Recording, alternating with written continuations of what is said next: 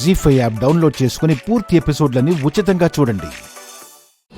అమ్మాయిని చూస్తున్నట్టు లేదు, అమ్మవారిని చూస్తున్నట్టుంది. అంత చక్కగా ఉంది విశాలాక్షి. అనాథాశ్రమంలో చేర్పిస్తారనుకుంటే ముస్తాబు చేసి తీసుకొచ్చారేంటి విశాల్? తనకి ఎవరూ లేరని చెప్పింది.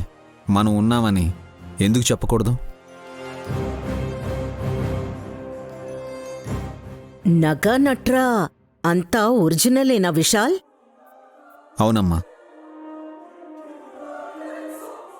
ఈ నాన్నను అడిగితే కొనిచ్చాడు, శివయ్యని అడిగితే నా దగ్గర ఏముంటుంది బూడిదా అన్నాడు. అవునులే, నీలాంటి వాళ్ళు ఆ గుడి ఈ గుడి తిరుగుతూ తలదాచుకోవాలని చూస్తారు. అక్కడుండే సాధువుల ఒంటి మీద బూడిద తప్ప నగలుంటాయా ఏంటి? ఎంత సింగారించినా భుజానికున్న సంచి మాత్రం తేలేదు, చూసారా?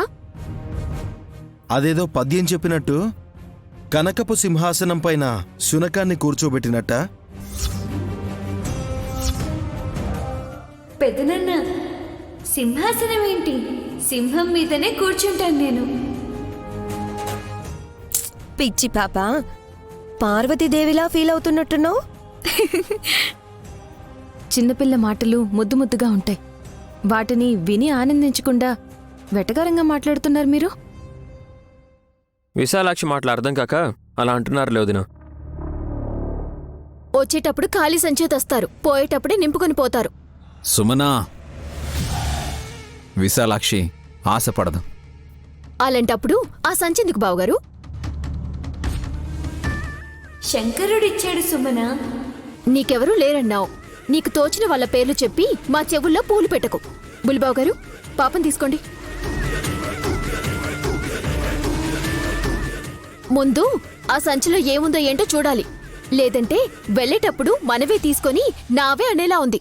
సుమనా, ఎందుకలా అనుమానిస్తావు? నేనొకసారి చెక్ చేస్తే గాని నాకు మనశాంతిగా ఉండదు.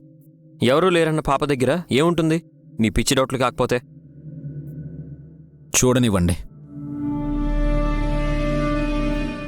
తరువాత లేనిపోని అబాండాలు వేస్తే మాకు నచ్చదు. ఇటివు. తీసుకో సుమన.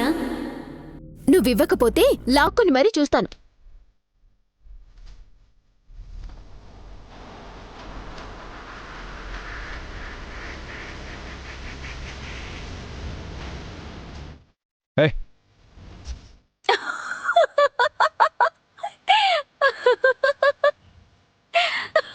ఎందుకని నవ్వుతున్నావక్క?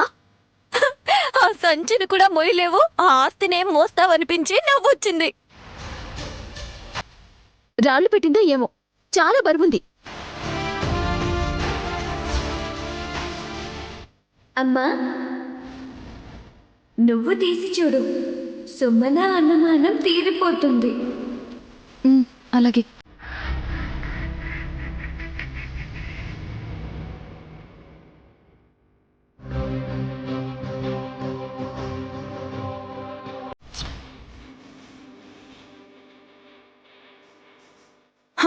చూసావా, శ్రీరాముడు శివధనుస్సుని ఎత్తినంత తేలిగ్గా చేతిలోకి తీసుకుంది నా చెల్లి. నయని అంటే భీముడి మరదల్లా బలంగా ఉంటుంది. నువ్వు పట్టుకో, తెలుస్తుంది. ఈ సంచిలో ఉండే రాయి బరువెంతో. కసి సందేహం కూడా తీర్నే అక్క, పట్టుకో.